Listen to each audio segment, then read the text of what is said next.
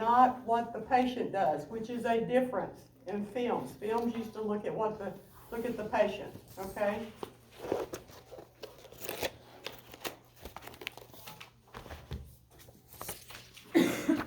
Any time that it takes 2 people, it's a 1. That would be dependent. So we don't have a total assist, we have a dependent on that. Let's see. So one is dependent, 2 is max assist? 1 is dependent, 2 is max assistance, 3 is moderate assistance, 4 is supervision or touching assistance. Okay, so let's see. So kind of go over those.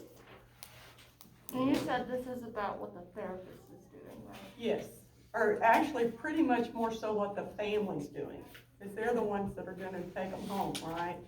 So you do wanna kind of do a lot of family training. But whoever's assisting, because y'all realize y'all can do transfers a lot better than that little life, right? So you really wanna kind of see how much they're doing with the family member. What does it mean by set up, clean up? Is it just like, You're having to,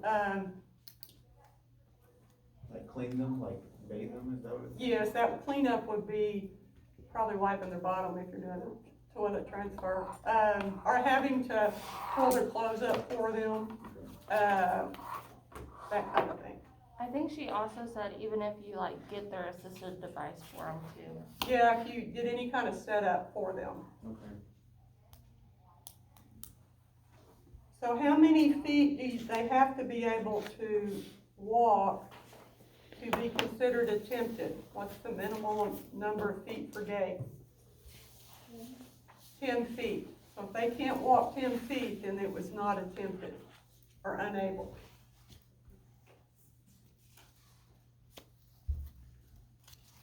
What's the amount of feet the 2 other that are major indicators on this thing? 50 What's a household? 50 feet. 50 feet's household ambulation. If they can do 50 feet, they can be in household ambulator. What's the other one? 150. So that would be to get into the car, to go out to eat. They can do 150 feet.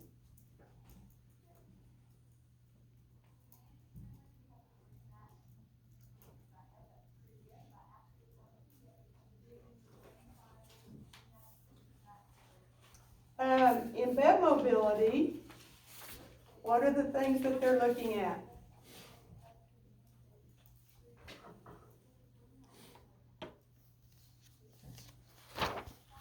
They're looking at rolling both ways, and they roll by themselves. And then they are looking at what? What is bed mobility?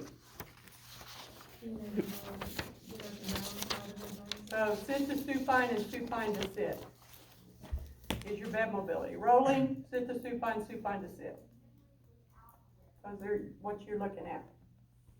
What kind of a score do you give them if you have to lift one leg into bed?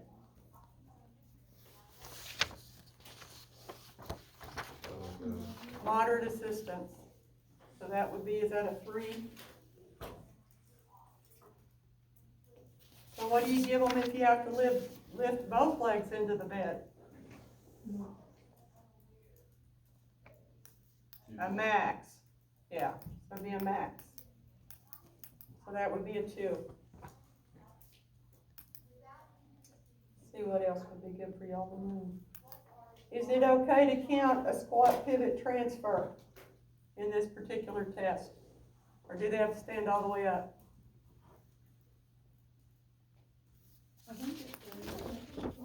It's okay to do a squat pivot as long as they're safe.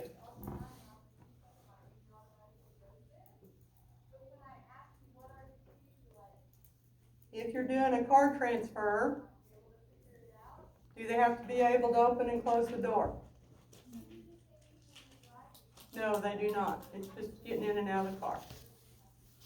So you're just evaluating them getting in and out.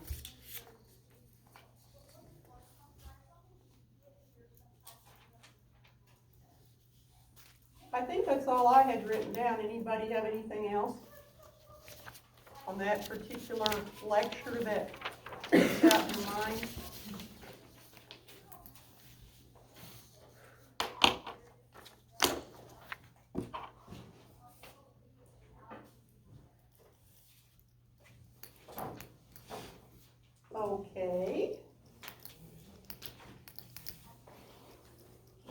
I want you to tell me 5 things that you look at if you have a diabetic foot.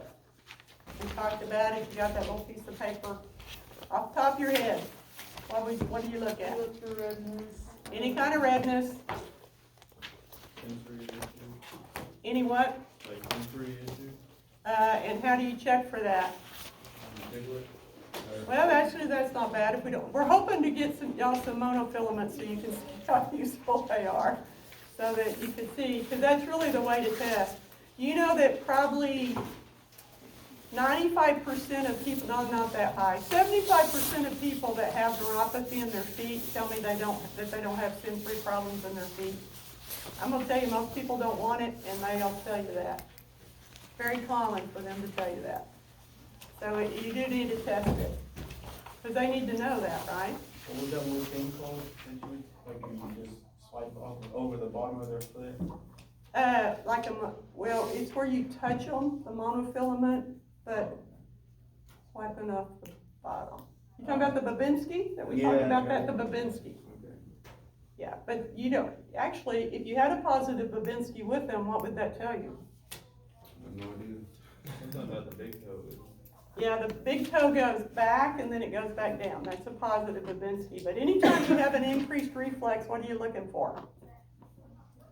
Upper motor neuron issues. Anytime you have a decreased reflex, what are you looking for? Lower motor neurons. You have to kind of figure out what's normal. I think Kendall will cover reflexes pretty heavily with you because I was listening to him talk to Kelby yesterday. She's fixing to take her test, and they asked for levels of 1+, 2+. I think it's 1+, 2+, 3+ on it. So hey, y'all haven't had that, have you? You have had all your reflexes though. What are the 5 reflexes? What levels? Where's C5? C5's your biceps. What's C6? Oh, that's your other biceps. Brachioradialis. What's C7? Triceps. Triceps. What's L4? Knee extension. What's S1? Gastroc. And what's that called? Where would you hit the gastrocs? Where would you hit them? Yeah, for the reflex. We're hitting them, aren't we? Achilles tendon. In the Achilles tendon, so I say Achilles instead of gastroc, but that is the muscle you're looking at. So those are the 5 reflexes, okay, that people check. Okay, how did I get up on that? I don't remember. Oh, we're looking at the diabetic foot. Okay, so we have 2 on the diabetic foot. What else are you gonna look for? Calluses, because calluses can turn into what? They can turn into an open wound. What else are you gonna look at on the diabetic foot? Elevated skin temperature. Well, skin temperature's good, you can feel on the foot. How many of y'all like to touch feet? How many does it not bother to touch feet? How many of you can't stand to touch other people's feet? Kendall's so much better than he used to be. I'm telling you, he would not touch a foot, he just hates it. But he's better. It doesn't, I don't know, I just do it. But y'all realize how dirty older people's feet are? Why is that? You know, Well, they probably can't bend they down. can't get to them. So they really do need some help to clean their feet. Because a lot of them can't get, yes, sir. There was this one lady at my clinic, and everyone hated dealing with her, and she was a foot patient. And if you looked at the bottom of it, black. So she goes around barefooted all the time. Didn't wash them. You know what though, when you deal with that with the patient, what's the first thing you do with them when they come in? You put their feet in a bucket and you wash their feet. Just wash, they need it anyway, right? And you need to get all that dead skin off their feet, because that's significant, but be careful. You don't want to take skin off with the dead skin. It's easy to do sometimes. And we gave her a moderately truthful excuse. What were you treating her for? I think it was plantar fasciitis, Okay. something like that. Are you gonna have stinky people come in? Yes. In LaFleur County you are. You're gonna have people that do not bathe. When's the time of year that people don't bathe? Summer. No, it's not summer, it's in the wintertime when it's cold. You have a lot more dirty bodies in the wintertime than you do in the summer. That surprises me. So, that's because it's cold and people don't have usually it's people who don't have hot water, well, they don't have heat in their house to take a shower. So it's really cold, so they don't bathe. Shoot, I wouldn't either. Little did y'all know, as you do patient care, you're gonna learn a lot of things. Okay, okay, so we've got like 4 things on the diabetic foot. Give me another one. Beautiful. Pardon? Fetal pulse. Fetal pulse. That all y'all know how to do excellently because you've just been practicing it consistently since I taught it to you last year, right? Yeah. Okay. Precise. Can we check the toenails? Religious. Pardon? The toenails? You look at the toenails. What are we looking for on those toenails? Pardon? Fungus. We can look at fungus. That's something to be aware of. If they're thick, if they're real thick, what's that tell you? Poor circulation down in their feet. What's one other thing I want you to think about? What do they lose when they have poor circulation in their legs and their feet? Hair. There won't be any hair on their big toe. And sometimes they'll lose hair all the way up to the knee. Why is that? Because the circulation is not good, and so the hair quits growing. Not a healthy thing. I'm trying to think. There's probably some others on that list, but I just was thinking of things off the top of my head. Let's see. Does the hair grow back if they get it under control? I'm amazed at if a diabetic gets their blood under control, how much better they get. I've actually seen improved circulation, decrease in neuropathy, and different things like that. I don't really know if the hair grows back. I never thought about that. But definitely, they do get better sensation in their feet if they will watch their blood sugar and take care of themselves. That doesn't mean that they're going to completely reverse it, but they do much better if they will start doing that. Okay.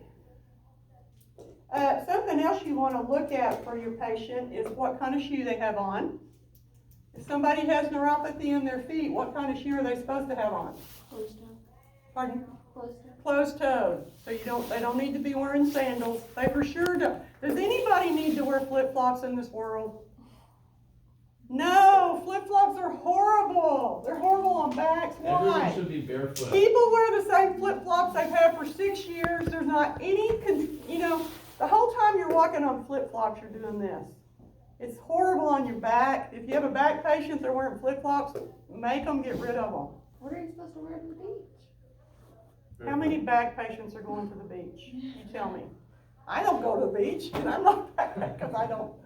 But, at least tell them to get a pair of flip-flops that are more expensive than the $5 brand, and that they need to have the arch support in them. But for a diabetic, you don't want them to wear those. They need to have something close. Why? What happens to these people? They literally could cut their big toe off and they wouldn't be aware of it. They could bleed to death before they even realized they'd lost their toe. That's so crazy. It's the truth. I've seen it actually, especially in spinal cords. So we should actually be putting them in like steel-toe boots or something. No, but if they have a shoe on, then you're not gonna just go by and hit a door and get cut. You know what I mean? Usually it's the little cuts that get you. If they lose the whole toe, then probably they hit it on something really hard or. Yeah. They also need to dry their feet really well. To dry, yes, and the thing you want to do with the diabetic is teach them foot care. So they need a mirror, they need to be able to see the bottom of their feet. They need to do a foot check. How often? I'd say every time they bathe. Every day they need to look. I told you about that lady who had this tack in her foot and she lost her whole foot. Been there for 2 weeks. They figured. Did it have a crazy story about like a fork? Dinosaur. Wasn't that a fork? What? One of my diabetic patients, when I went to his house, like he had dried up blood and it was like a fork broke off in his foot like 2 days before. And it had collected hair, so I was just like, oh, it's just a sore with dry blood on it. But when I went to pull the hair off, a hole into the fork come out. Like, It was like Inside a wound area? No, it was like in between his big toes. Oh my gosh. And, But that tells you how Yeah. little he felt that. well, his walking had changed. Emmy said for some reason he just wanted to walk different, so he was kind of like not putting weight on his toes, but he didn't know why he was doing that, because he can't feel his feet. He didn't know why, but he said he just felt the need to do it. He knew it was different. Yeah, so he just done it anyway, but. Well, what you see with spinal cord injuries is, like if they happen to cut their foot really bad or something, and they wouldn't feel it, but their body's going into like sympathetic responses. I mean, your body reacts that way. So like they would, maybe their blood pressure would shoot up or something like that. I mean, something's gonna happen, but I don't know how soon it will happen, but anyway. Okay, let's look at balance stuff.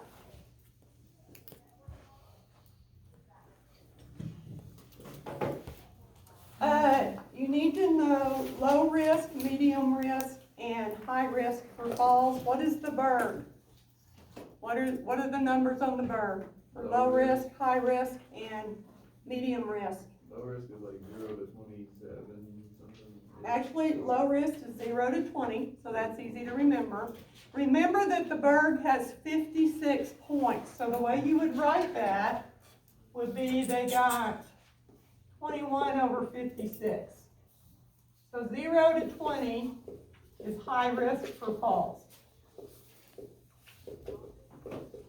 And then 21 over 40, I think.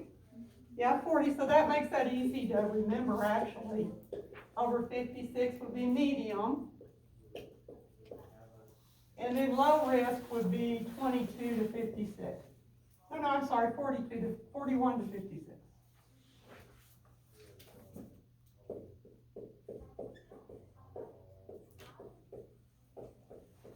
And that would be low.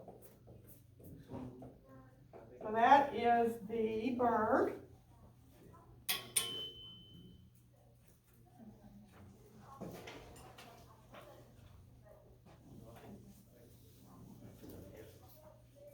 And then the Tonetti had it right there on the score for you.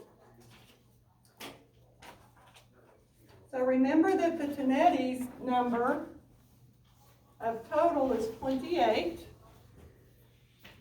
That'll help you that there are 28 possible points.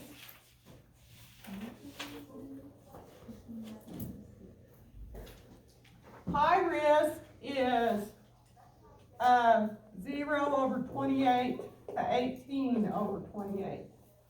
So that's high risk. 19 over 28 to 23 over 28 is medium. And then 24 to 28 is low.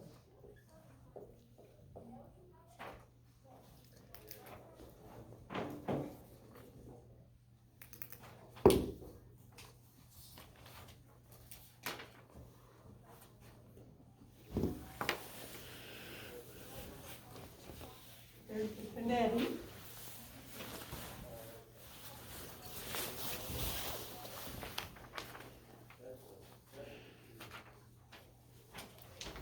We're going to round off the timed up and go, just so that y'all can have a little bit better numbers, unless you want to memorize all those points. So the tug, what is the tug test? Tell me how that's done. What do you do with the tug? Timed up and go. 3 meters. Right? And then sitting. You have them sitting in what? Chair. A chair. And then they get up and they walk 3 meters, which would be 10 feet, right? Turn around and come back and you time them. So when they sit their little bottom in when the bottom hits the chair, that's their time. Okay, so norms, we're going to do 60 to 69 years or less is 8 seconds. 70 to 79 years is 9 seconds. And then 80 to 99 is, we're gonna do 11 seconds. Those are not exact, but that'll kind of give you a better idea. We had Norma Sue. Do y'all remember Norma Sue from last year? She's my friend that came in. We did her on this. Did you help with it? Anybody help with it? Anyway, her best score, I think, was a little under 13, like 12.5. And she increased, I think, as she went. And she was, Norma Sue's 87, I believe. So.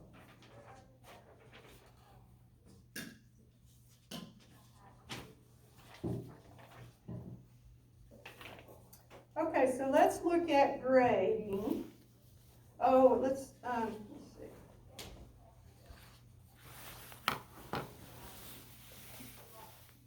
Okay, so we're going to look at static standing balance. What is a fair with static standing balance? What is a fair for everything? A 3, which is able to just do it, right? If you're doing a muscle test, it's against gravity to do one lift. A fair in standing is just being able to stand normally under 2 minutes without any assistive device. Y'all got the sheet. That's what I'm bringing it off of. Okay. Grading for balance. Okay, a fair plus is when they can do that a minimum of 2 minutes. And mainly what we're going to do is go down from there. A fair minus is when they require minimal assistance from a person or some type of an assistive device. So if they're using a walker to stand or a quad cane, they're always going to start at fair minus. I want to let you go.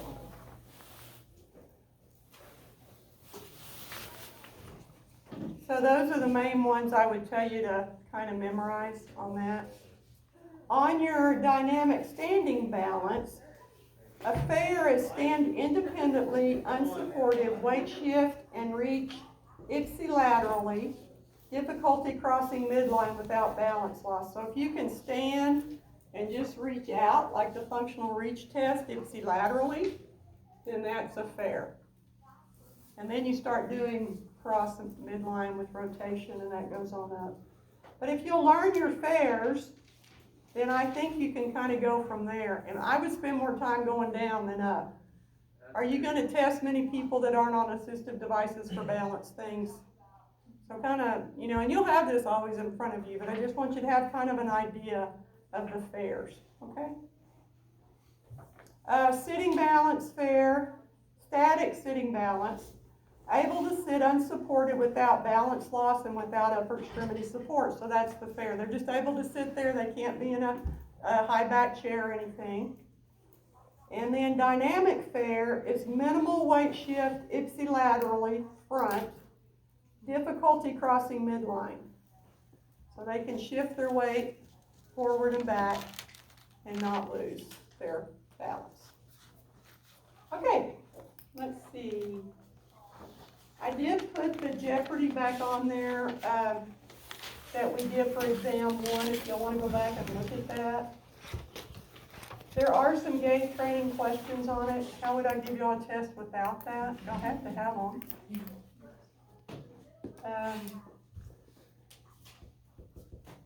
Make sure you go back and go over your medications for heart and COPD.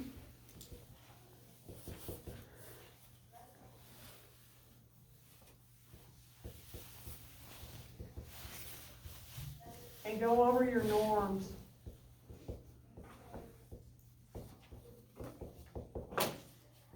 I'm done, unless y'all have questions for me.